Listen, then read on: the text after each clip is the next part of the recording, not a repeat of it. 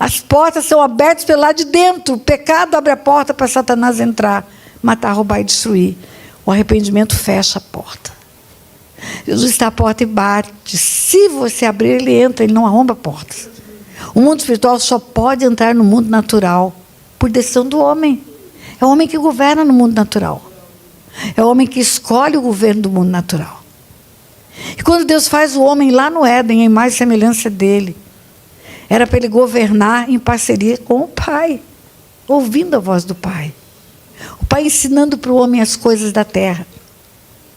Eu imagino que tem coisas que a gente não sabe ainda que tem na terra.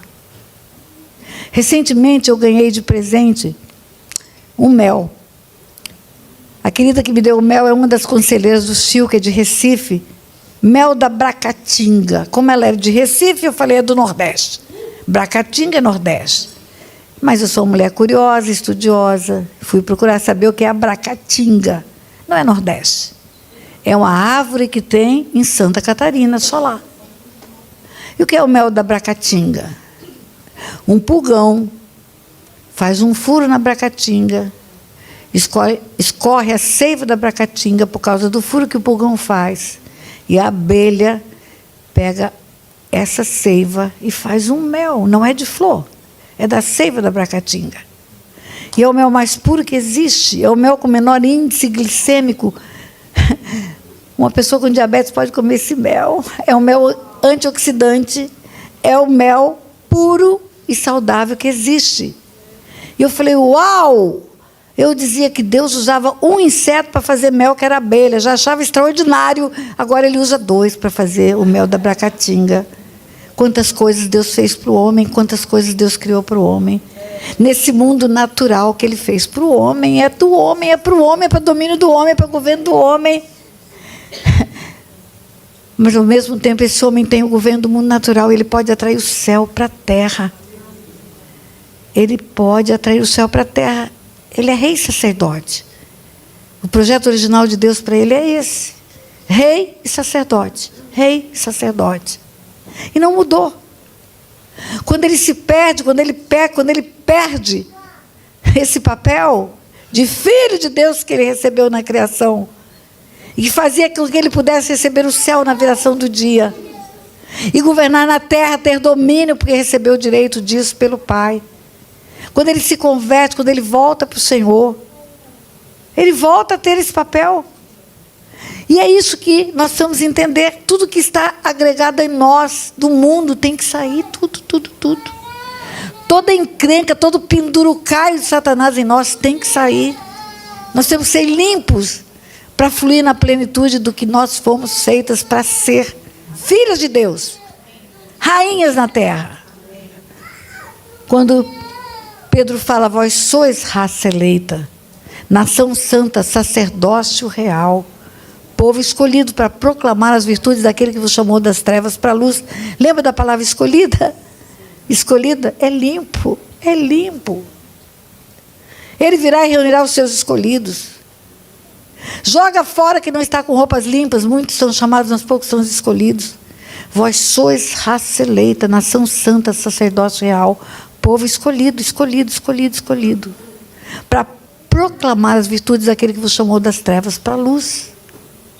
Sabe o que está escrito em Apocalipse 5? Digno és de abrir o livro, tirar o selo, porque foste morto, e com o teu sangue compraste para Deus povos de todas as raças, tribos e nações, e os constituístes reis e sacerdotes.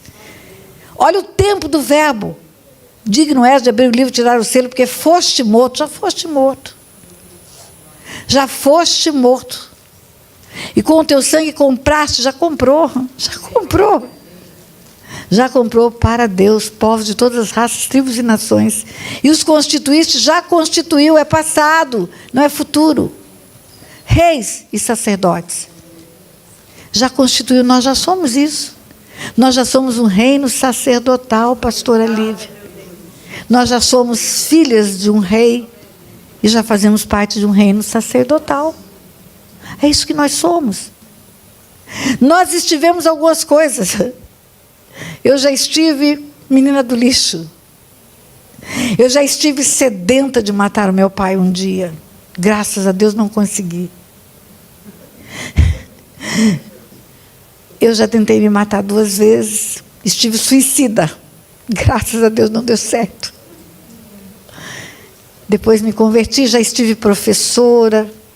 Dei aula 8 anos.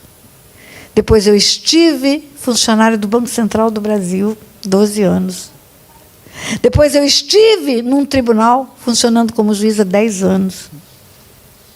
Hoje eu estou viajando o mundo, fazendo conferências, escrevendo livros, pregando a palavra, mas isso tudo é temporário.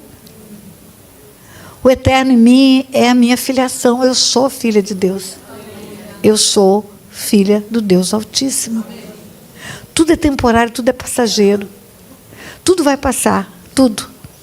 Eu brinco com as pessoas, quando estão muito tristes, eu falo, tudo vai passar, até a uva passa. Sossega que tudo vai passar. Tudo vai passar. E o que é temporário não determina quem você é. O verbo ser é diferente do verbo estar. O ser é a tua essência. É a tua natureza. E a tua natureza qual é? Filha do Deus Altíssimo. E aí você viveu tantas dores em família, tantas coisas erradas que teus pais fizeram, porque estavam presos, eram como se fossem reféns num sequestro, rodeados de sequestradores. Pensava que alguém entrasse para tirá-los de lá. Esse alguém era Jesus, e eles não conheceram Jesus. E fizeram tudo errado com você. E aí, pela falta da paternidade certa na terra, pela falta da maternidade certa na terra, você passa a ter dificuldade de descobrir quem você é, mas não pode acontecer isso. Você viu a carta aos Hebreus? Ele é pai do Espírito, ele é pai do Espírito. Ele é pai de quem você é eternamente. O teu pai biológico foi pai temporário, o corpo voltou para o pó, acabou. O DNA seu, ou ADN, como dizem em Portugal, é dado pelos gametas, óvulo espermatozoide, que forma a casca, o corpo, só o corpo. Mas Deus fala para Jeremias, antes que eu te formasse, eu te conheci. Davi fala, o Senhor estava tecendo os meus ossos no ventre da minha mãe. Já sabia todos os meus dias, quando nenhum deles ainda havia. O que eu li para você na carta aos Hebreus fala que Deus é pai dos espíritos. Ele corrige porque Ele ama, porque Ele quer viver conosco eternamente. Ele corrige porque Ele é pai e Ele quer que a nossa filiação seja perfeita, para que nós possamos andar com Ele por toda a eternidade. O vencedor Ele dará todas essas coisas, eu lhe serei Deus e Ele me será filho. Existem coisas que acontecem na nossa vida que são temporárias. As dores, as perdas, as vitórias. E temporariamente, às vezes, você se ilude, achando que você é alguma coisa diferente do que Deus quer que você seja. Ele quer que você seja filha dEle, íntima dEle. Vós sois raça eleita, nação santa, sacerdócio real, povo escolhido, povo escolhido, povo escolhido, povo escolhido, para proclamar as virtudes daquele que vos chamou das trevas para a luz. Eu pedi para a Simone deixar a bolsa aqui em cima, porque eu falei, Simone, eu vou dar uma carteirada hoje. Eu nunca dei carteirada. Eu vou dar 2 carteiradas. Isso aqui é minha carteira de juíza.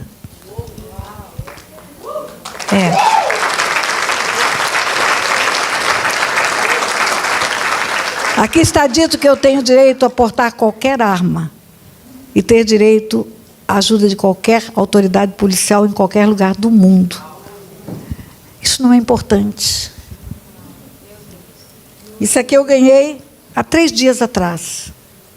Eu fui agraciada com o título de diplomata há 3 dias atrás.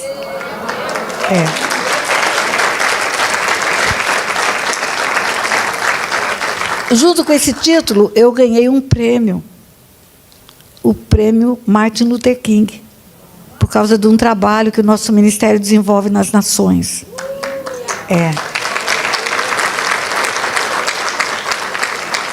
Só no ano passado, nós podemos acolher 25 mil crianças em países onde temos missionários. O Ministério Silk tem missionários em 18 nações. Existe um ministério grande no mundo, a Joyce Meyer, ela conseguiu abrigar 5 mil crianças no ano passado. E o nosso ministério abrigou 25 mil crianças. 5 vezes mais. Mas nada disso é importante. O maior título que eu tenho, sabe qual é? Sou filha do Deus Altíssimo. Eu tenho um pai. Eu tenho um pai que me formou, que me fez, com quem eu vou viver por toda a eternidade. Eu tenho um pai que me cura, que me transforma, que me restaura. E o processo de restauração não acabou. Ele continua acontecendo. É de glória em glória. Você vai chegar à estatura que Deus quer que você seja. Não acabou, não está pronto, não está acabado. É até o dia do arrebatamento. Recentemente no Brasil, 2 anos atrás, eu tive que fazer o teste PCR para Covid, porque o país que eu iria visitar exigia o teste. E aí entrei na farmácia, entrei naquele quartinho da farmácia, tira a secreção do nariz, põe numa máquina e precisa esperar um tempo para ver o resultado do teste. Enquanto estava naquela farmácia, veio a minha memória o abuso sexual sofrido dentro de uma farmácia. Drogas, docinhos e abuso sexual, a minha história. O homem que vendia drogas para minha mãe me cevou desde pequenininha, porque desde 5 anos eu ia para aquela farmácia. Dava balinha, dava docinho, falava palavras carinhosas. E uma criança que não tem um pai que passa a mão nos cabelos, o pedófilo passa. Satanás sabe trabalhar. Uma criança que tem um pai que não abraça, que não elogia, o pedófilo faz isso, ele ganha o coração da criança. E aí ele me levou para o fundo da farmácia, tinha um quartinho. Ele fez o que quis. E quando terminou o abuso, eu cheguei em casa. E eu falei para minha mãe, ela não acreditou. Ela não quis nem examinar o meu corpo. Ele disse, ela não vai te ouvir, ela precisa de mim. Porque se eu parar de fornecer o remédio que ela usa, a droga era comprimidos de farmácia.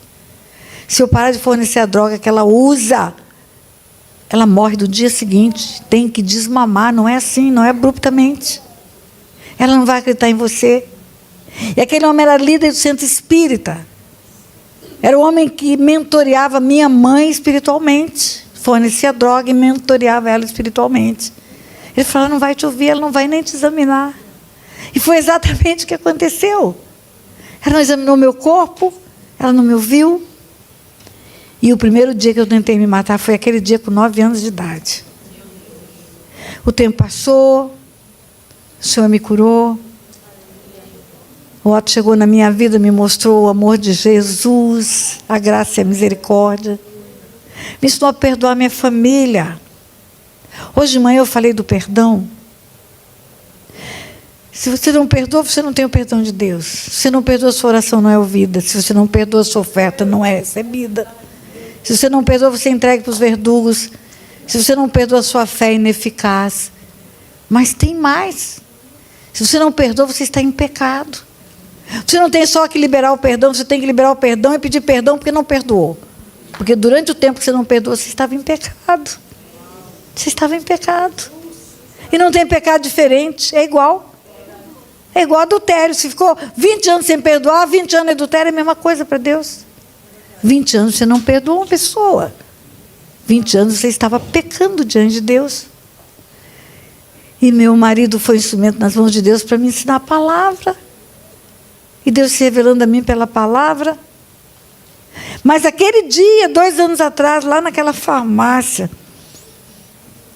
quando eu me lembrei do que aconteceu naquele quartinho da farmácia, eu com 9 anos de idade, aconteceu algo muito estranho. Eu senti o cheiro do esperma. Eu era uma criança, eu não sabia o que era esperma. Eu sabia que era um cheiro diferente, um cheiro de que boa. E quando eu senti o cheiro do esperma naquela farmácia, Deus me trazendo a memória. O que aconteceu, me trazendo a memória o cheiro. E Deus faz isso comigo, eu sinto o cheiro do lixo de Aquidauana. Se eu estiver assistindo um filme e tiver um lixão no filme, eu sinto o cheiro do lixo de Aquidauana. Se eu passar numa rodovia de vidro fechado, com o perfume mais gostoso do mundo, e tiver um lixo na estrada, eu sinto o cheiro do lixo de Aquidauana. é uma memória olfativa que eu tenho. E naquele dia, naquela farmácia, para fazer o teste PCR, eu já com 70 e caquerada, eu senti o cheiro do esperma daquele homem. E aí eu pensei, meu Deus, minha mãe era uma mulher, minha mãe sabia o que era cheiro de esperma. Minha mãe sentiu o cheiro do esperma em mim e não quis examinar o meu corpo. E eu tive que voltar no episódio para perdoar minha mãe de novo, por mais essa falta de proteção, essa falta de cuidado, essa falta de amparo. Mas sabe o que aconteceu? À medida que você vai perdoando as pessoas, à medida que você vai se desligando das coisas erradas, você vai tendo mais de Deus. É como se estivesse limpando um canudo e ele sopra mais ainda. Quanto mais limpa, mais ele sopra. Quanto mais limpa, mais ele sopra. Quanto mais limpa, mais ele sopra. Quanto mais limpa, mais ele sopra. Você precisa ser limpa pela palavra para poder ter o máximo que você pode ter de Deus. E aí você vai proclamar as virtudes daquele que te chamou das trevas para a luz. Vós sois raça eleita, nação santa, sacerdócio real. Povo escolhido, povo limpo, povo escolhido. Você é um reino sacerdotal, você não será, você já é. Você já está na terra, com os pés na terra, mas tem acesso ao céu, porque o novo e vivo caminho foi aberto. Pela cruz o véu foi rasgado. E você tem livre acesso ao Pai. Por isso nós precisamos estar limpas diante de Deus, porque já somos um reino sacerdotal. Já somos o templo do Espírito Santo. Ele habita em nós. Sois casa de Deus. Sois casa de Deus, povo escolhido. Templo do Espírito Santo. Por isso Ele nos corrige, por isso Ele nos adverte, por isso Ele nos exorta. Porque Ele quer encontrar tudo em nós que possa ter mais de nós. E para fazer de nós aquilo que nós nascemos para ser nesta terra. E é isso que eu quero deixar para você nessa tarde. Você é filha do Deus Altíssimo. Você é parte de um povo escolhido por Deus para proclamar as virtudes do Filho dele, para implantar um reino que é a tua herança, um reino que é nosso. Nós já estamos fazendo parte desse reino, nós não faremos, já fazemos parte. Aonde andamos, o reino é chegado. O livro que eu acabei de escrever, Venha o Teu Reino, foi uma palavra que Deus me deu lá em Londres, no mês de novembro. Você é embaixador desse reino, você já é parte desse reino. Você já proclama esse reino. O mundo precisa saber desse reino, e o mundo vai saber pela carta viva que você vai ser. Jesus fala, ser-me-eis testemunhas. Nós somos testemunhas desse amor. Nós somos testemunha de que Deus muda destinos, transforma pessoas. Nós somos testemunha de que Ele faz da menina do lixo que da Ana, a mulher que eu sou hoje. E eu preciso entender que aquela menina tem que ficar no lixo. Eu não posso permitir que aquela menina atrapalhe quem eu sou hoje, quem eu estou vivendo hoje. Eu tenho que me desligar desse passado, tanto na dor quanto no pecado, em tudo. Deixar para trás o que para trás ficou e prosseguir para o alvo que está proposto. Eu estou com você aqui há meia hora, vou terminar, eu sou pontual, essa meia hora não volta nunca mais, nem para mim, nem para você, acabou. Acabou. O pêndulo do relógio não faz vai e vem, é vai e vai, vai e vai. Cada segundo vai e anda para frente. E você acaba de receber neste lugar, por tantos preletores, por tanta palavra liberada, palavras de transformação.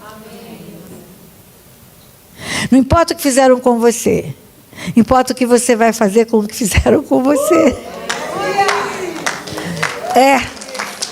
É isso.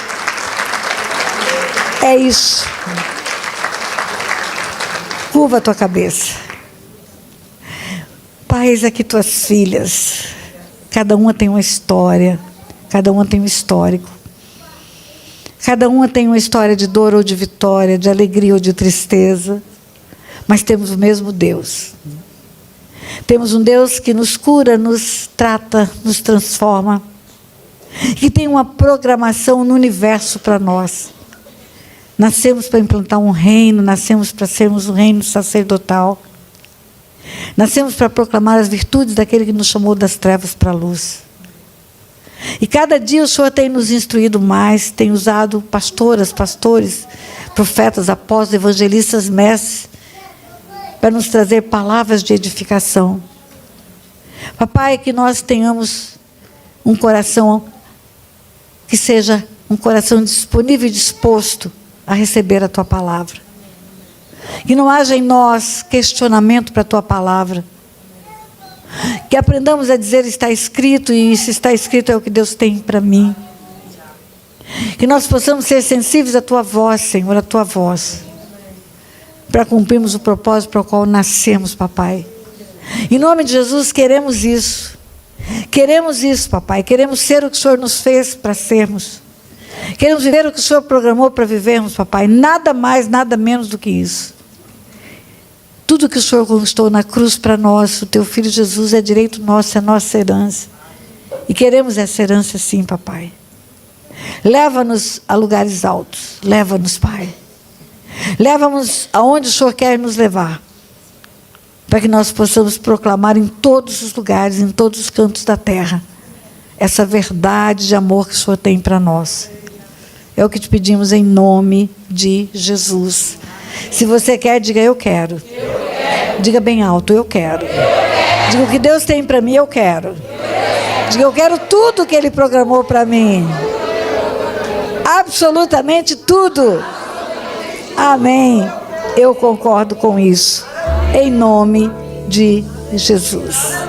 Amém. Amém. Ela pediu para a mãe explicar o que é o silo. Tá. A pedido da pastora Lívia, eu vou explicar o que é o SILC. O SILC é um seminário internacional intensivo de libertação e cura. A edição 132 já aconteceu agora no Brasil. 132 vezes já realizamos o SILC. Imersão total na palavra de Deus. Entra na segunda-feira à tarde e sai de lá na sexta-feira na hora do almoço. Imersão total na palavra de Deus, manhã, tarde e noite. Palavras de cura e libertação. Atendimento individual. Se vão 300 pessoas, eu levo pastores para atender 300 pessoas. Todo mundo tem a oportunidade de confessar o seu pecado, desligar no mundo espiritual aquilo que foi ligado no passado e ligar ao reino da luz. Os testemunhos das pessoas que fazem o SILC mostram a validade do SILC.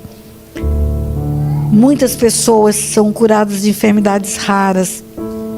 Mulheres solteiras casam.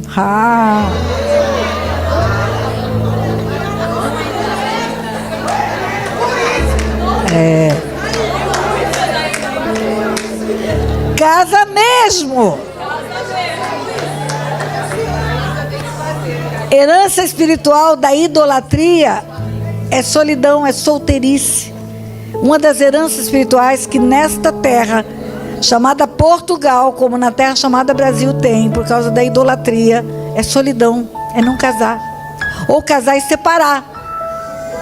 Por quê? Porque os santos não têm família. Quem é o marido de Santa Bárbara? Não tem. Quem é o marido da Fátima? Não tem. Quem é o marido da Aparecida? Não tem. Quem é o marido da Senhora das Dores? Não tem. Quem é a esposa de São Paulo, São Pedro, São João, Santo Antônio? Não tem. Os santos são solitários. Quem são as mulheres dos padres? Não tem. Quem são os maridos das freiras? Não tem. É uma religião que não tem família. Torna-se igual aos ídolos, quem faz e quem nele confia. Torna-se tão solitário quanto um ídolo. Ah, a senhora está enganada, tem a Sagrada Família, Jesus, Maria e José. É? O que é família na Bíblia? Deixará o homem, seu pai e sua mãe, unir-se-á sua mulher, e serão os dois. Uma só? Uma só? Uma só? Carne é sexo. Uau! E é bom demais.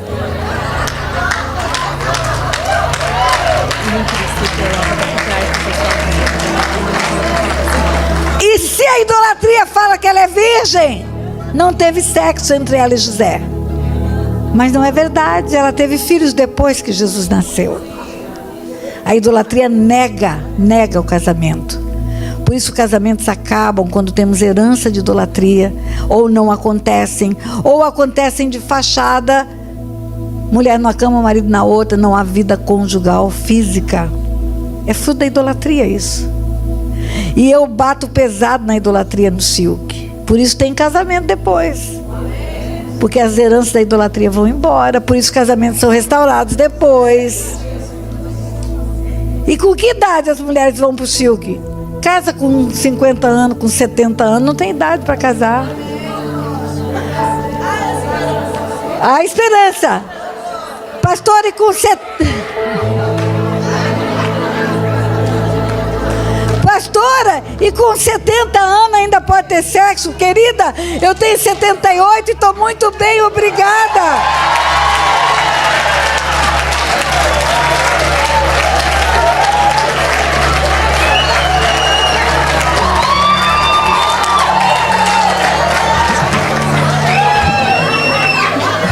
Você tem um aparelho respiratório que funciona até o último dia da sua vida.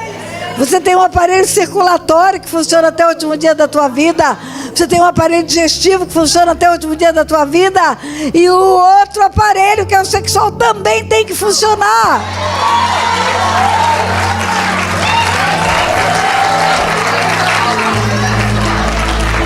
Por que você acha que Abraão casou depois que Sara morreu? Porque funcionava. Olha, Deus tem o melhor para nós, querido, vida abundante. Vida abundante. E eu quero fazer uma oração. Pai, em nome de Jesus, mais uma vez, eu peço ao Senhor que venha e fale comigo e através de mim. Mais uma vez, o Senhor seja gracioso comigo, papai, misericordioso, e me dê uma porção fresca da tua palavra. O Senhor sabe que é para isso que eu vivo. O Senhor sabe que eu não tenho mais nada que me importa hoje do que ser um instrumento nas tuas mãos. Então, Pai, mais uma vez, surpreenda-me para surpreender o povo que se reúne nesse lugar. Em nome de Jesus. Amém? Poxa, que meio fraco é esse? Eu é que tenho 78 anos, não é você. E eu sou animada. Hoje mesmo no elevador alguém perguntou como a senhora está. Eu falei, muito bem, para a alegria do meu pai, para o azar do diabo. Cada vez melhor. Eu quero ler um texto da palavra de Deus na Bíblia nova que eu ganhei ontem. Está em Mateus 22. Eu gosto muito de parábolas. Eu gosto muito de textos que contêm chaves escondidas dos mistérios do reino dos céus. E as parábolas são assim. Um dia um discípulo falou, por que o senhor fala através de parábolas? Ele respondeu, porque não é a todos que é dado a conhecer os mistérios do reino dos céus. Então parábolas são histórias aparentemente comuns, cotidianas, triviais, mas que têm escondidas chaves espirituais, mistérios. E chaves são extremamente importantes. Você entrou nesse lugar amplo, iluminado, porque uma porta se abriu ali, e aquela porta tem uma fechadura, e naquela fechadura tem um orifício pequeno que cabe só uma chave. E porque uma chave encaixou ali, não é a sua chave do teu quarto, não é a chave da tua casa, é uma chave especial. Porque ela encaixou ali, houve possibilidade de adentrar num lugar amplo, iluminado, com cadeiras boas. Assim são os mistérios do reino dos céus. Uma chave espiritual vai abrir o entendimento de muita coisa para você.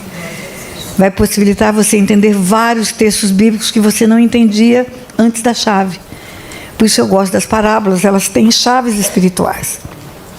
E está escrito assim, é a parábola das bodas. Mateus 22. Então Jesus, tomando a palavra, tornou a falar-lhes por parábolas, dizendo, o reino dos céus é semelhante a um certo rei que celebrou as bodas de seu filho. E enviou os seus servos a chamar os convidados para as bodas, mas estes não quiseram vir. Depois enviou outros servos, dizendo, dizei aos convidados, eis que tenho o meu jantar preparado, os meus bois cevados já mortos, e tudo pronto, vinde às bodas. Eles, porém, não fazendo caso, foram um para o seu campo, outro para o seu comércio, e outros apoderaram-se dos servos e os maltrataram e mataram. E o rei, tendo notícia disso, encolerizou-se, enviou os seus exércitos, destruindo aqueles homicidas, incendiou as suas cidades. Então diz aos servos: as bodas, na verdade, estão preparadas, mas os convidados não eram dignos. E depois as saídas dos caminhos, e convidai para as bodas a todos os que encontrardes. E os servos, saindo pelos caminhos, ajuntaram a todos que encontraram, tanto os maus como bons, e a festa nupcial foi cheia de convidados. E o rei, entrando, ao ver os convidados, viu ali um homem que não estava trajando vestes nupciais. E disse-lhe: amigo, como entraste aqui sem veste nupcial? E ele emudeceu. Então disse o rei aos servos: amarrai-o de pés e mãos, levai-o e lançai-o nas trevas exteriores. Ali haverá pranto e ranger de dentes, porque muitos são chamados, mas poucos são os escolhidos. Qual é a chave espiritual? Muitos são chamados, mas poucos são escolhidos. Essa é a chave. Essa é a chave. A igreja representa a noiva. As bodas é o encontro da igreja com Jesus. Desde o começo da Bíblia, desde o primeiro livro, do livro de Gênesis, Deus aponta para esse ato profético que representa o casamento. O casamento é tão importante para Deus, é tão importante, que é usado como um ato profético para falar de Jesus e da igreja. Quando ele faz o homem, o protótipo 01 da humanidade, a raça humana, ele fez um só. Em Adão está toda a raça humana. Em Adão toda a humanidade está feita. Ele não fez 2 bonecos do pó da terra, ele fez um boneco só. É o protótipo 01. Homem, Adão, raça humana. Quando Paulo esteve em Atenas, no Areópago, que ele viu a idolatria dos atenienses, ele teve grande misericórdia daquele povo, usa os altares de idolatria, e no meio dos altares tinha um altar vazio escrito ao Deus desconhecido. E ele usa aquele altar vazio para falar do Deus de verdade dele. E ele fala para os atenienses que viu que eles eram religiosos, que eles adoravam muitos deuses, mas aquele que eles adoravam sem conhecer era exatamente o Deus que Paulo queria anunciar. E para falar do Deus de Paulo, Deus diz assim: ele não pode ser feito por mãos humanas. Ele mesmo, de um só, fez toda a raça humana.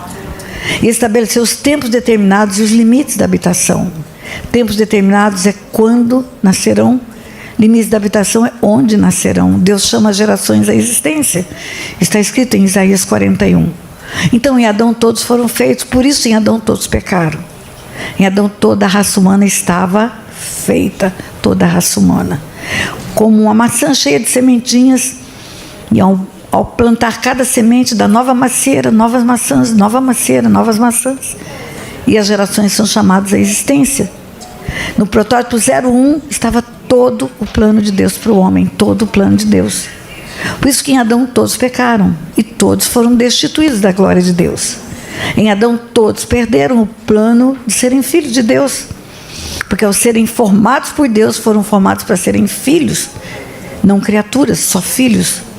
Está escrito isso, Evangelho de Lucas, capítulo 3, que fala da genealogia de Jesus, a partir do 23, Jesus filho de José, José filho de Eli, Eli filho de Matate, Matate filho de Levi. Quando chega em Adão, versículo 38, Lucas 3, 38, está escrito Adão, filho de Deus. Deus forma um filho. Ele tinha um filho no céu e ele formou a terra, formou o mundo natural, a matéria, para ter um filho na terra.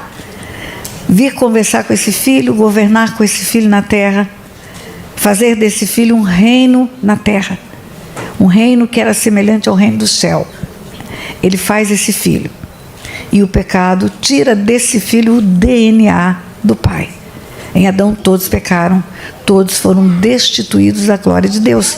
E qual é a glória? É o DNA, é a semelhança do Pai, do Filho e do Espírito Santo. Não era semelhante só de Deus Pai, porque a palavra é plural, Depois que Deus fez tudo, Gênesis 1:26, também disse Deus, façamos o homem, façamos é plural, conforme a nossa imagem, nossa é plural, e nossa semelhança é plural. Não está escrito, farei o homem conforme a minha imagem, a minha semelhança. Você pode falar com Deus em línguas espirituais, mas Deus fala com você na sua língua, para não deixar dúvida do que Ele quer dizer. E Ele disse, façamos o homem conforme a nossa imagem, a nossa semelhança. E aquele protótipo 01 da humanidade, o homem, Adão, raça humana, tinha nele todo o gênero feminino e todo o gênero masculino da humanidade. Ele formou um ser só. Ele tirou o pó da terra e formou um ser. Colocou o seu espírito, colocou a alma vivente ali, mas ali havia um ser só.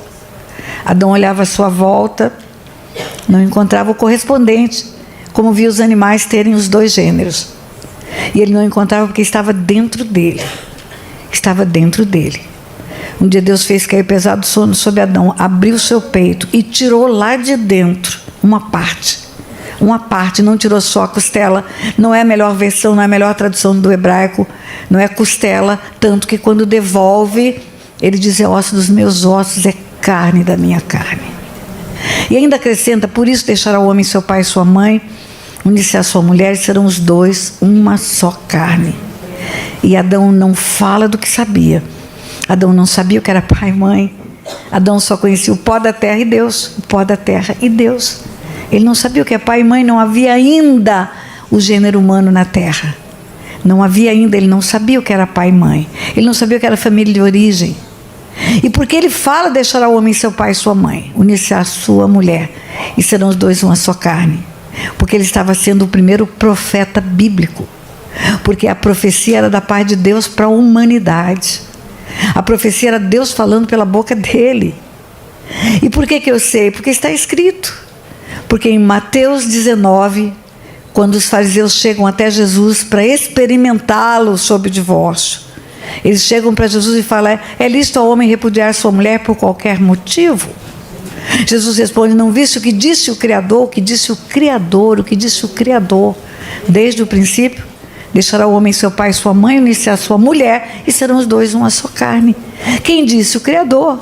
Se for o Criador quem disse, Adão é quem? Adão é só um profeta, boca usada pelo Criador. Porque Deus não fará coisa alguma sem primeiro anunciar aos seus servos, os profetas. E o primeiro profeta bíblico profetiza sobre família, sobre casamento. E por que isso? Porque o casamento é tão importante para Deus, que é uma alegoria do encontro de Jesus com a igreja. Quando Deus escolhe fazer um ser só, abrir o peito e tirar uma esposa de dentro, Deus estava anunciando que um dia Ele colocaria o filho dele na cruz, abriria o peito, tiraria uma igreja lá de dentro. Tiraria uma esposa, que é a igreja, que é a igreja, que é a igreja. Uma esposa comprada por alto preço. Por isso, a Bíblia inteira, quando fala de casamento, aponta de Jesus e igreja. Carta aos Efésios, o apóstolo Paulo falando sobre comportamento de marido e mulher. Maridos, amai vossas mulheres como Jesus amou a igreja, dando a vida por ela, lavando-a e limpando-a pela palavra, porque ninguém jamais odiou o seu próprio corpo. E mulheres, sujeitai-vos aos vossos maridos como a igreja ao Senhor. Quando termina, ele diz, grande é esse mistério, mas eu me refiro a Cristo e à igreja. Eu não estou falando de casamento, eu estou falando de Jesus e da igreja. Quando termina o encontro de Jesus com a igreja, Apocalipse, eia, são chegadas as bodas do Cordeiro, cuja esposa a si mesmo se ataviou. A si mesmo, ela que se limpa, ela que se enfeita, ele deixa tudo para ela se limpar. Deixa tudo para perdão de pecados, deixa tudo para libertação, deixa tudo para rompimento de maldições. Mas é ela que tem que ir à cruz, é ela que tem que ir à cruz. Em resumo, o casamento é tão importante para Deus que aponta para o encontro de Jesus com a igreja. E aí a parábola das bodas do Cordeiro é o casamento. É o casamento. A parábola das bodas é o casamento, é o encontro. O rei preparou o banquete. Manda chamar convidados em toda a terra. Toda a terra. Ele amou o mundo de tal maneira que deu o Filho para salvar o mundo todo. E manda chamar, vinde, Comer e beber é de graça. A morte de Jesus na cruz é para toda a humanidade, toda a humanidade. A sala do banquete fica cheia de alguns que querem e que recebem esse convite. A maioria não recebe. A maioria não recebe. É assustador, eu tenho batido os olhos nas profecias. Aquele aplicativo da Bíblia e o verso da Bíblia convidou-me em novembro do ano passado, convidou poucos pastores no Brasil para fazerem estudos bíblicos, porque foi o ano e o mês em que 2 bilhões de downloads foram feitos daquele aplicativo. E convidou alguns pastores no mundo e me convidou no Brasil para fazer estudos bíblicos sobre o que eu quisesse, por 30 dias, e eu escolhi profecias. É impressionante como Deus tem anunciado o que Ele tem feito, e que Ele já fez o que Ele anunciou no passado, e que Ele vai fazer o que Ele continua anunciando. E quando você lê uma profecia de Zacarias 13:8, lá está escrito que em toda a terra 2/3 perecerão. 2/3 irão para o inferno, está escrito lá. 2/3 vai perecer. E 1/3 vai ter que ser purificado, vai ter que ser limpo. Como purifica o ouro, como purifica a prata. E esse 1/3 purificado e limpo vai dizer: é o meu Deus, e eu direi: é o meu povo. É isso que está escrito em Zacarias 13:8. Então, quando ele fala dessas bodas, há convite para o mundo inteiro, mas não querem. Muitas pessoas não querem. Muitas pessoas matam os missionários que estão nos campos missionários para levar pessoas para entenderem o Evangelho. Mas algumas pessoas entram na sala do banquete. A sala está repleta, está cheia. E entra o rei. É o casamento do filho. É o encontro de Jesus com a igreja. As bodas do Cordeiro é o encontro de Jesus com a igreja. E ele encontra um homem que não está vestido com veste nupcial. Homem, na Bíblia, não é macho, é raça humana. Homem é o protótipo 01, que contém todo o gênero feminino e todo o gênero masculino. No dia em que Deus formou o homem, está escrito em Gênesis 5. Essa é a genealogia de Adão. No dia em que Deus formou o homem, a sua imagem e semelhança o formou. O é singular. Macho e fêmea os formou, vira plural. E os abençoou, continua plural. E deu a eles, continua plural, o nome de Adão voltou a ser singular. Adão é um ser que tem toda a raça humana. Adão é um ser singular e plural ao mesmo tempo. É um homem, mas que tem todo o gênero feminino e todo o gênero masculino da terra antes da separação. Então o homem na Bíblia é raça humana. O homem na Bíblia é o ser humano. É o outro gênero. Não existem só 3 reinos, animal, vegetal e mineral. Existe um 4º reino. Esse reino é humano, ele é espiritual e material ao mesmo tempo. O homem é um espírito, tem uma alma e está dentro de um corpo. E o espírito do homem era habitado pelo Espírito de Deus antes do pecado. Quando a Bíblia fala que o salário do pecado é morte, perdeu a vida, morreu. Perdeu a conexão com o céu, morreu. O salário do pecado é morte. Eu quero fazer um parênteses aqui. Eu quero ir para a cruz agora.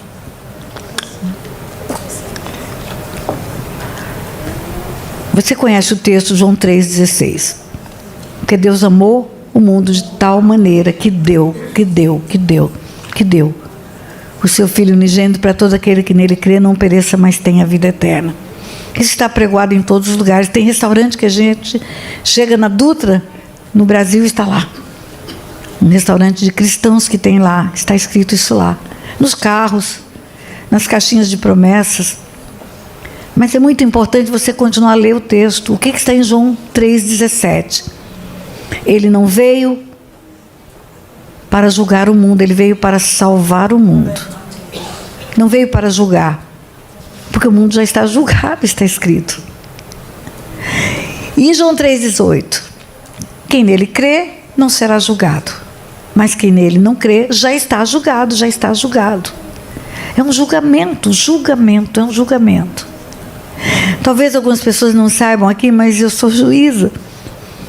E é impossível você ler a palavra julgamento e não remeter para a história sua como juíza. Impossível. E como juíza, para julgar uma pessoa, eu tinha critérios rígidos, sérios, porque eu me converti com 14 anos. Eu já conhecia Deus, eu já sabia a integridade de Deus, eu já sabia a retidão de Deus. Como eu vou julgar um culpado inocente? Como eu vou julgar um inocente culpado? Não posso. Quando um processo chegava nas minhas mãos, eu tinha um zelo tão grande daquele processo. Às vezes acordava na madrugada, relia o processo. Eu levava para casa os processos.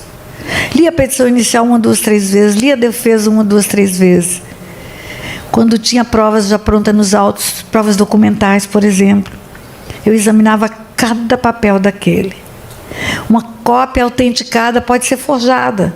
Você pode forjar uma cópia, autenticar com fraude. Se eu tinha dúvidas, eu pedia para trazer o original, para confrontar a cópia com o original.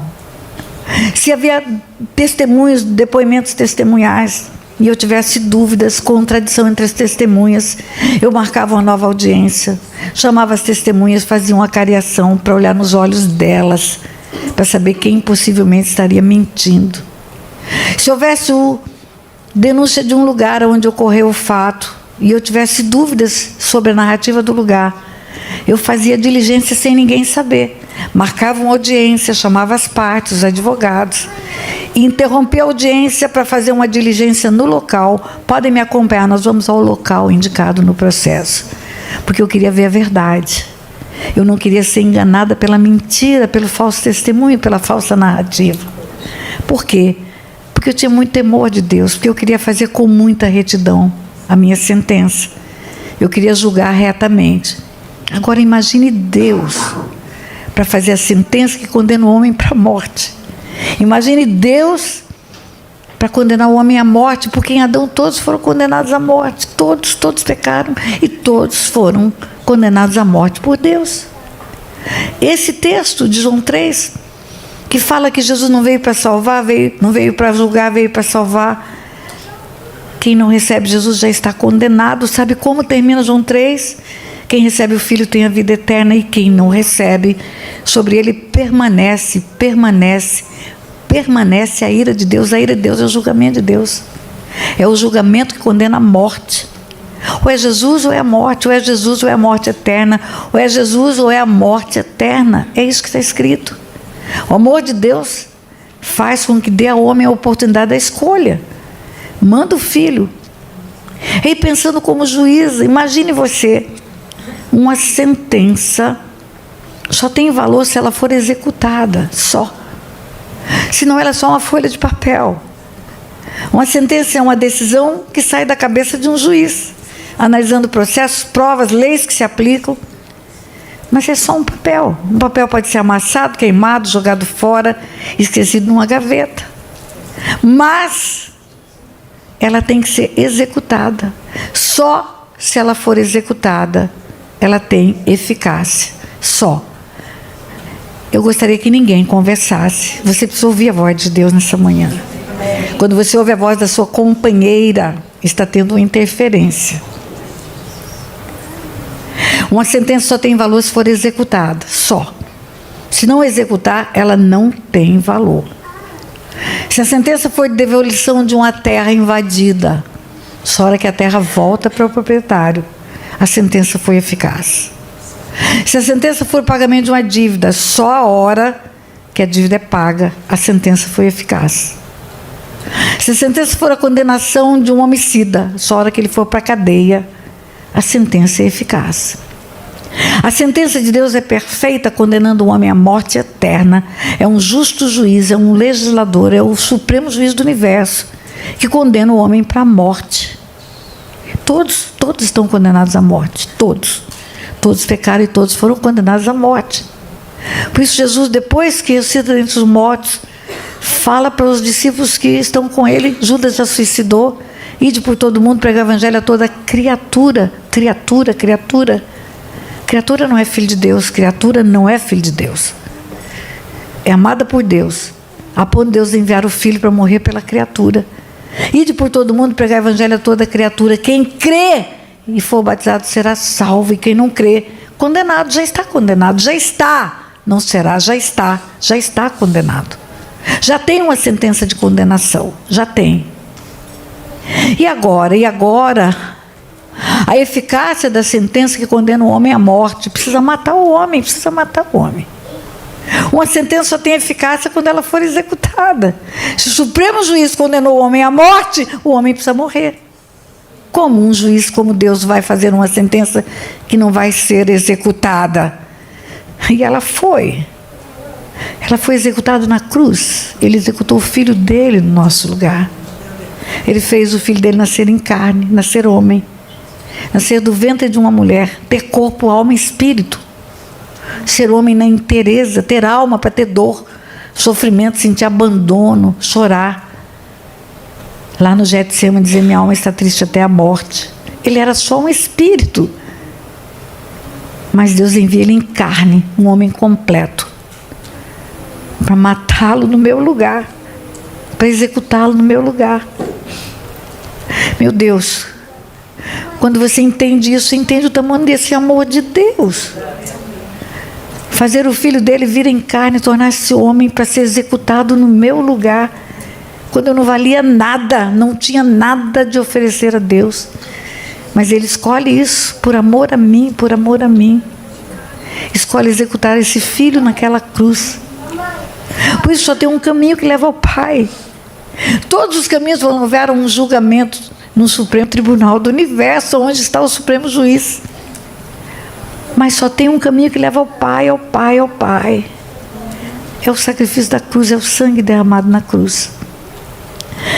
E descobrindo que eu sou um ser eterno. Os espíritos são eternos. Os espíritos não acabam. Os espíritos são eternos. Por isso Jesus não veio para destruir o diabo. Não. Ele veio para destruir as obras do diabo. O diabo vai viver eternamente um lago de fogo e de enxofre. Vai ser torturado eternamente. E a minha escolha da cruz vai fazer aonde eu vou viver eternamente, ou com Deus ou com o diabo. O diabo é eterno, eu sou eterna. O inferno está preparado para o diabo eternamente. O céu está preparado para os filhos de Deus. Ou eu me torno filha e vou viver com meu pai, ou eu não quero ser filha, me nego a ser filha e vou viver eternamente com o diabo, torturada num lago de fogo e de enxofre. É isso. E Deus me dá o direito de escolha, o livre-arbítrio. O direito de escolha, o convite para as bodas é isso. Venha todo mundo. Venha todo mundo, convide todos os maus e bons, está escrito. Alguns querem, outros não querem. Quando você conhece o que está na Bíblia, Filipenses capítulo 2, a partir do versículo 5, que fala que ele se humilhou, tornou-se figura humana, foi obediente até a morte, morte de cruz. Por causa disso, o Pai o exaltou sobremaneira. Ele deu um nome que é sobre todo nome, diante do qual todos os joelhos se dobrará e toda língua dirá que Ele é o Senhor, Ele é o Senhor.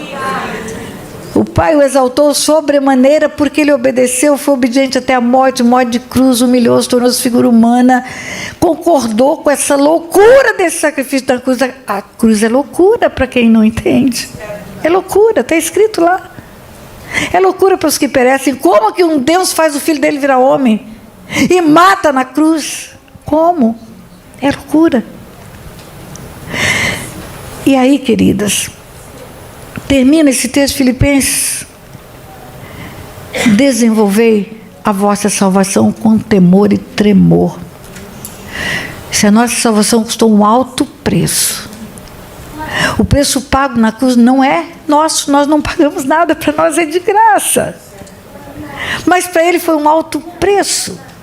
Ele humilhou-se, tornou-se figura humana, foi obediente até a morte, morte de cruz, ficou separado do Pai. A dor dele na cruz não foi coroa de espinhos, a dor dele na cruz não foi dor de lança, de chibata.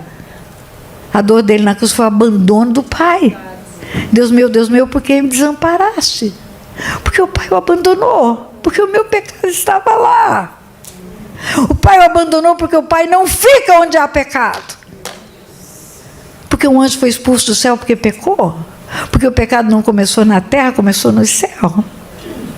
Houve uma rebelião de anjos, o anjo foi expulso do céu junto com os seus seguidores. O Pai tirou o homem do paraíso porque pecou. O Pai não chegou perto do Filho dele na cruz porque o meu pecado estava lá. Porque ele foi moído pelas minhas transgressões. Porque o castigo que me traz a paz foi dado para ele. Foi por minha causa. Não foi Romano que o colocou naquela cruz. Fui eu. Fui eu. Fui eu. Foi a minha transgressão. Foi o meu pecado que colocou o Filho de Deus na cruz. Por isso Paulo termina dizendo: desenvolvei a vossa salvação com temor e tremor, como luzeiros, luzeiros, luzeiros, luzeiros de uma geração pervertida e corrupta. Não basta ser salvo, ele está dizendo, você tem que ser salvo e tem que ser santo, é isso que ele está dizendo. Porque sem santidade você não vai para o céu. Não vai. Sem santidade você não vai para o céu. Tire da sua cabeça que Deus vai passar a mão no pecado. Não vai. Não vai. Volta para o banquete. A sala está cheia, lotada. Lotada. E o rei entra. E tem uma pessoa que não está com veste nupcial. Como é a veste nupcial? Vestes brancas. Você nunca viu uma noiva com ketchup, com feijão, com mostarda, com molho de tomate, com chocolate nas roupas? São vestes limpas, lavadas no sangue do Cordeiro. É um paradoxo. Como é que sangue deixa a roupa limpa? Deixa. Como entraste aqui sem veste nupcial? O encontro uma pessoa que está na sala do banquete, já está na sala do banquete, já é igreja. Está na sala do banquete, mas está com vestes sujas. Está na sala do banquete, mas ainda está com os pecados encobertos. Quando a apóstola Sandra começou a pregar, eu falei, está preparando o caminho. Como você entrou aqui sem veste nupcial? Como você entrou aqui com essas manchas de pecado encoberto, de falta de perdão? Como você entrou aqui com a soberba, achando que você é alguma coisa?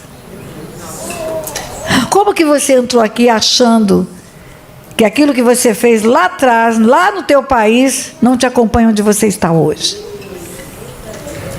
Como você entrou aqui achando que a desonra aos pais foi esquecida por mim? Como você entrou aqui achando que o divórcio não é pecado? Você justifica o divórcio. O pecado justificado não é pecado arrependido.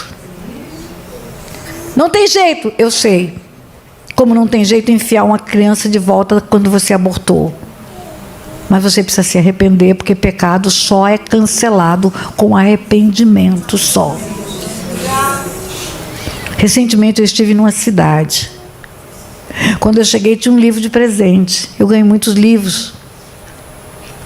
O livro era quase que fazendo a apologia do segundo casamento. E aí a moça que escreveu o livro foi quem me levou para a igreja para pregar. A senhora leu o livro? Eu falei, dei uma vista de olhos. Li o prefácio do pastor José Gonçalves. Li os primeiros capítulos, não deu tempo de ler tudo. E o que a senhora achou? Eu achei que falta um capítulo no seu livro. Um capítulo que fala de arrependimento. De arrependimento. É lógico que Deus vai honrar uma pessoa que foi repudiada. É claro que Deus vai dar uma segunda chance para quem perdeu a primeira. É lógico que Deus é misericordioso. E a misericórdia se renova cada manhã. Mas tem que se arrepender do que aconteceu de errado. Arrependei-vos e convertei-vos para serem cancelados os vossos pecados. Pecado que justifica não tem perdão. Saul não pecou porque ouviu a voz do povo, só não. É porque nunca se arrependeu. Porque Deus olhou na linha do tempo de Saul, nunca viu Saul dizer pequei contra o Senhor. E Davi falou, pequei contra o Senhor. E o pecado de Davi foi muito mais grave aos olhos dos homens. Homicídio e adultério. Saul desobedeceu um comando de guerra. Mas qualquer desobediência é pecado. O que é pecado? É fazer o que Deus diz para não fazer. Ou não fazer o que Deus diz para fazer. E nós precisamos, queridas, olhar para a palavra de Deus cada vez tomar uma decisão. É assim que nós vamos ser luzeiros no meio de uma geração pervertida e corrupta. É assim que nós vamos fazer a diferença. Criar filhos à maneira de Deus. Relacionar com a família à maneira de Deus. Não importa o passado. Uma pessoa é maior do que o seu erro, mas tem que ter conserto. Raabe era prostituta da muralha de Jericó, mas a hora que escolheu viver certo, Deus salva toda a casa dela. Não só pai, mãe, irmãos, porque não tinha marido, ela prostituta. Mas quando você lê Josué, você vai ver que salvou toda a parentela. A parentela é avó, avô, tio, primo, é todo mundo. Todo mundo que leva o nome tem o sangue, foi salvo. Com a decisão daquela prostituta da muralha de Jericó. Maria Madalena saindo 7 demônios. Imagina uma mulher com 7 demônios, a encrenca que não era. Mas o dia que decide andar na caravana de Jesus, fazer o que é certo, se torna arauto da ressurreição. Gente, não importa o passado, importa o conserto. E o conserto é pelo arrependimento, só.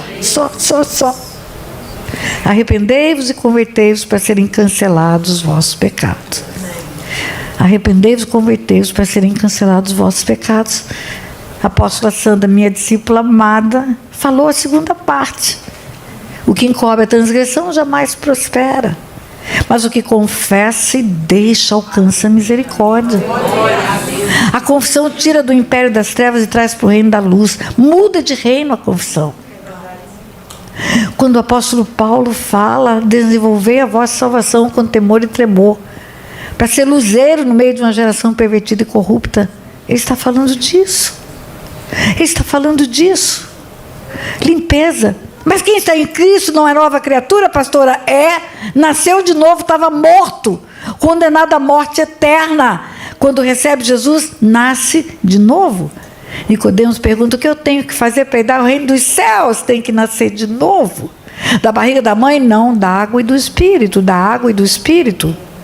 Do Espírito é o convencimento do pecado, da justiça, do juízo. Da água é o batismo. O batismo é um ato profético da morte do velho homem e o nascimento do novo homem, mas é só um ato profético. É preciso nascer de novo.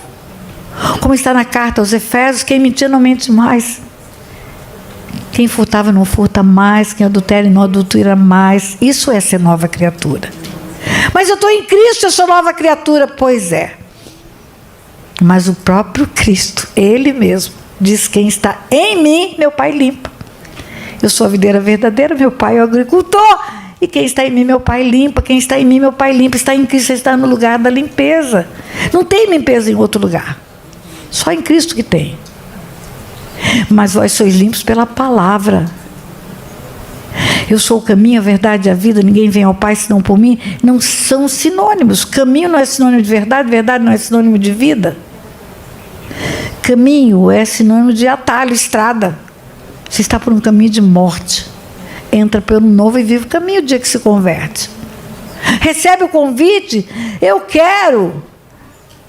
Recebe. Eu falo, inclusive, que é uma loucura isso para mim, porque tinha que falar: Jesus me aceita. Aí pergunta: você aceita Jesus? Aí você entra por um caminho de vida. Nesse caminho você conhece a verdade. E conhecereis a verdade vos libertará. E a verdade é o Filho, a verdade é o Verbo que se fez carne e veio e habitou entre nós. Ele é a verdade. Eu sou a verdade. A verdade não é a filosofia. A verdade não é uma filosofia, um meio de vida, um sistema de vida. A verdade é uma pessoa. É uma pessoa. É a pessoa de Jesus. E quando você conhece a pessoa de Jesus e conhece o que Ele prega e chama Ele de Senhor, e Ele se torna o Senhor da sua vida, não apenas fale Senhor, Senhor, mas não faz o que eu falo, Ele não é o Senhor. Aí você vai ter a vida, não apenas a vida abundante agora, mas a vida eterna também. Eu sou o caminho, a verdade e a vida. Ninguém vem ao Pai, Ele e o Pai são um só. Filipe falou: mostra-nos o Pai, quem vê a mim vê o Pai, e o Pai somos um. E aí você vai entender a chave da parábola. E hoje E ontem, quando Deus me deu, e hoje, quando eu meditei de novo, meu Deus, olha o que está escrito. Presta atenção. E o rei, entrando, versículo 11 de Mateus 22, para ver os que estavam à mesa, havia ali um homem que não estava com veste nupcial, e disse: amigo, amigo, amigo, como entraste aqui sem veste nupcial? E ele emudeceu.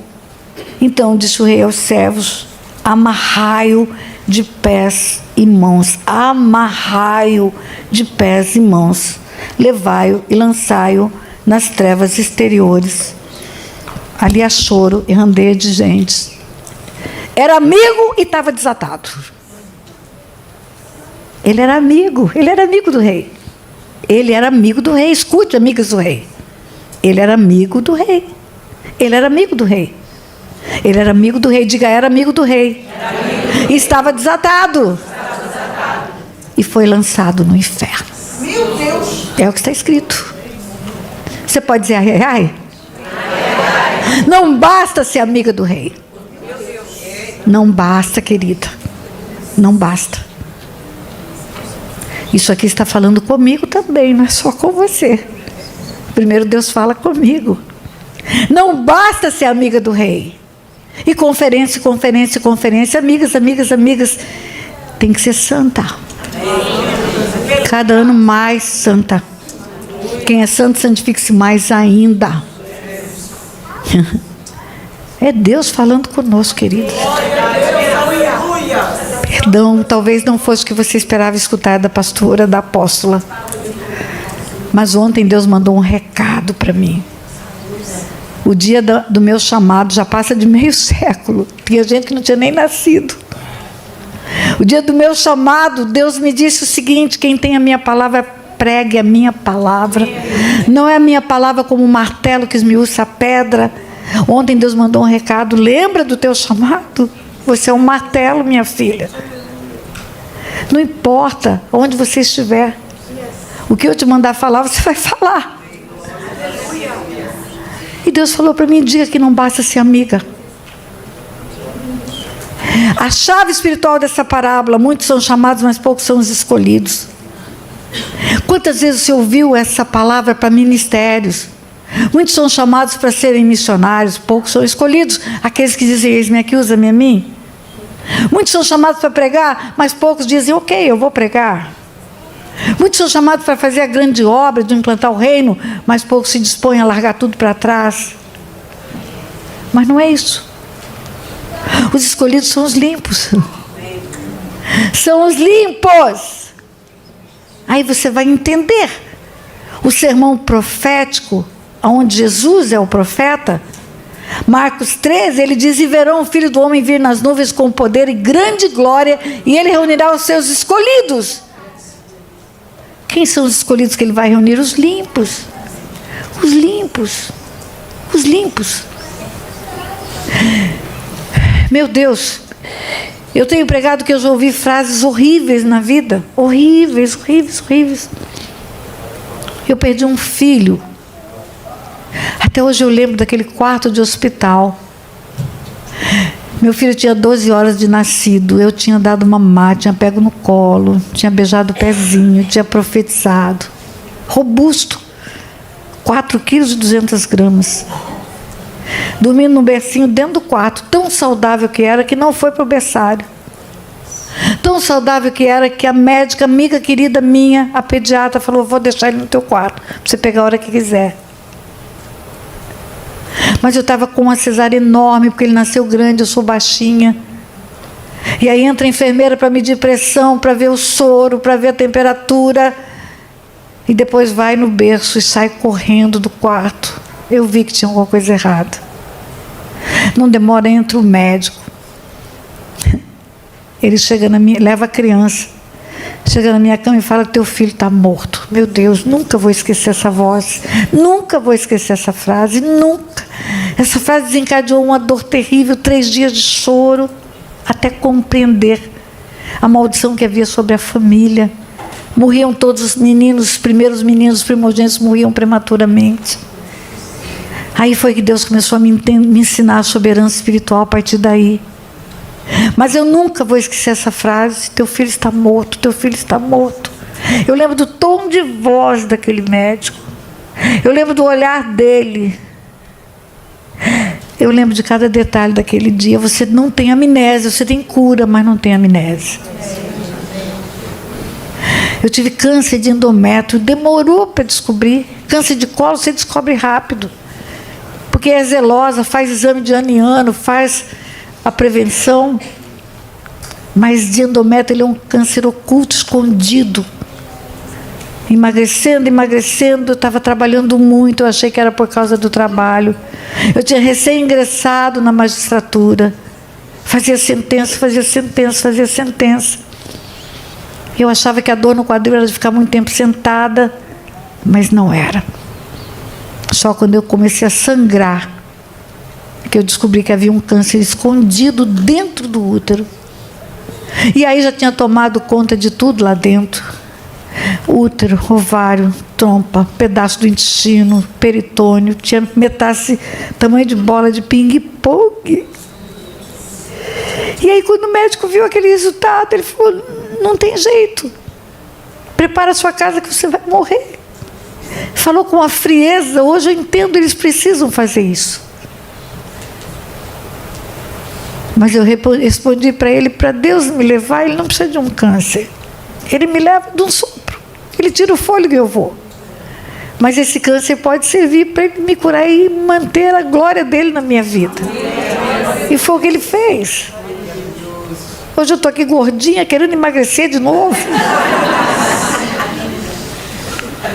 Mas eu nunca esqueço daquele decreto de morte. Nunca esqueço. Nunca esqueço daquele decreto de morte. Prepara a tua casa que você vai morrer. Eu tinha filha adolescente ainda. Eu sonhava em ver minha filha casada, em ter netos. Hoje temos 3 bisnetos esperando o 4º bisneto. Mas eu não esqueço daquela voz, daquele rosto, daquele olhar. De outra feita, eu fui sequestrada no Rio de Janeiro, levada por bandidos armados até os dentes, drogados. Usaram droga durante o sequestro. E eles discutiam entre eles se me matavam, se não me matavam, porque só descobriram que era juíza depois que me levaram.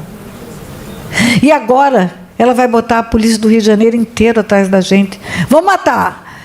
Aí o outro, que tinha um pouco mais de juízo, falava: não! Se a gente matar, a gente tem um crime mais grave, homicídio, vamos ficar só com assalto. Mata, não mata, dentro de um carro, dirigindo para eles, o cara que estava aqui com o revólver aqui, o cara que estava atrás com o revólver aqui. Nunca vou esquecer aquelas vozes, nunca vou esquecer aquelas vozes. Mas nada disso, nada disso, nada disso pode ser comparado com, no final de tudo, nós escutarmos Jesus dizer: aparta-te de mim, vós que praticais a iniquidade. Amarrai de pés e mãos, lançai-o fora, num lugar onde há trevas e ranger de dentes. Esse é o preço que pode custar para alguém que acha que pode andar junto com o Senhor e viver do mesmo jeito que vivia antes. Não pode. Mas, Senhor, nós expulsávamos o demônio em Teu nome, profetizávamos em Teu nome. Não vos conheço. Aparta-te de mim, vós que praticais a iniquidade. Pelo nome dele as coisas acontecem. Mas isso não impede a exigência da santificação. Não impede. Amigo, como entraste aqui sem veste nupcial? É amigo, mas não fica na sala do banquete. E hoje, quando a nossa querida irmã adorou com aquele louvor, eu vou pedir para ela fazer de novo, se é possível. É Ele, por Ele que eu estou gastando a minha vida. É por Ele que eu deixo tudo. É por Ele que fica tudo para trás. É por Ele que nada mais tem sentido para mim. Nada. Pode ser, minha irmã. Nada mais tem sentido para mim. Nada. Quantos dias do ano eu passo com a minha família? Raríssimos. Ai de mim se não pregar o Evangelho. Ai de mim se não libertar pessoas. Ai de mim se não falar a verdade para elas. Quantos finais de semana eu sento para almoçar com a minha família? Raríssimos.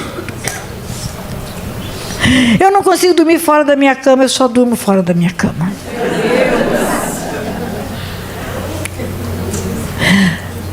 Há muitos anos. Larguei tudo. Larguei uma promoção para ser desembargadora. Estava à véspera de ida para um tribunal. Larguei tudo. Porque eu entendi o quanto é importante mostrar para as pessoas uma eternidade que precisa ser focada. Que a vida eterna é tão real quanto eu e você. Essa sala do banquete é a antessala da eternidade. Aí ouviremos: vinde benditos do meu Pai para o reino que vos está preparado desde antes da fundação do mundo. Ou ouviremos: aparta-te de mim, não vos conheço. É a antessala da eternidade. Em todo lugar, eu gosto muito de joias. Dá para ver, né? Isso aqui não é joia. O resto é. Essas mãos já andaram sujas de lixo. Minha história começa no lixo de Aquidauana, que quem não sabe, vai lá ver o vídeo do lixão de Aquidauana para o mundo, está no meu canal do YouTube. Está no livro, na minha biografia. Em todo lugar que passa, no raio-x, qualquer país do mundo, as pessoas que estão trabalhando falam: tem que tirar as pulseiras. Eu falo: não precisa. Vai apitar. Não vai. Mas se apitar, a senhora vai ter que tirar. Eu tiro. Eu tiro se apitar. O último lugar que eu passei, no Brasil, nem foi nos Estados Unidos. A moça falou: interessante, isso tudo e não apitou. Ela falou: deve ser ouro puro. Porque se tivesse uma mistura, ia apitar. Aí eu lembrei do texto de Zacarias 13:8. 2 terços perecerão, 1 terço vai ser purificado como purifica o ouro e purifica a prata. Como é que você purifica o ouro? Tira as misturas, tira a escória. Tira a sujeira. O ouro é derretido para tirar a sujeira. E eu pensei: meu Deus, vai ter um raio-x na entrada do céu. Vai ter um raio-x. É encoberto de nós o pecado, mas não é encoberto de Deus. Tudo está patente aos olhos daquele a quem temos que prestar contas. Existe pecado que ainda não aconteceu, mas está prestes a acontecer. A intenção do coração já existe. A premeditação já existe. Existe pecado que você resiste até o sangue por amor ao Senhor, mas o inimigo ainda tem uma procuração para agir, porque você ainda deseja. Ou o Velho Testamento termina dizendo para olhar para a lei que ele deu para Moisés, e o Novo Testamento começa com Jesus dizendo: não penseis que vim revogar a lei, eu vim para cumprir, até que céus e terra passem, nem o i nem o tio jamais passará da lei. E diz para mim: ficou pior, está escrito não adulterarás, mas se você olhar e desejar, já adulterou. Já adulterou! Se tiver desejo, o pecado já está acontecendo. Basta que deseje. Mas eu estou resistindo. Mas está desejando. O nome disso é perseguição espiritual. Eu não bebo, mas quando tem uma geladinha na propaganda de televisão, sai água da minha boca. É isso. É isso. É preciso trazer tudo para a luz, queridos. Tudo. Tudo para a luz. E quando termina, ela diz: com ele virá a recompensa. A recompensa de haver tomado posição, de deixar tudo que impede ouvir: vinde benditos do meu Pai, para o reino que está preparado desde antes da fundação do mundo. Com ele virá a recompensa. Virá recompensa. Eu pedi que cantem de novo. Eu falo que quando eu ouvi isso pela primeira vez, Deus mandou fazer para mim, isso eu tenho certeza. Porque eu cansei de escutar até de colegas meus, juízes, é louca, largando tudo para pregar o Evangelho. Largando tudo para viver de aldeia em aldeia, de cidade em cidade. Largando tudo para viver em lugar onde Deus coloca você que nem recebida com honra você é. Eu não quero honra de homens. Eu quero a aprovação do céu.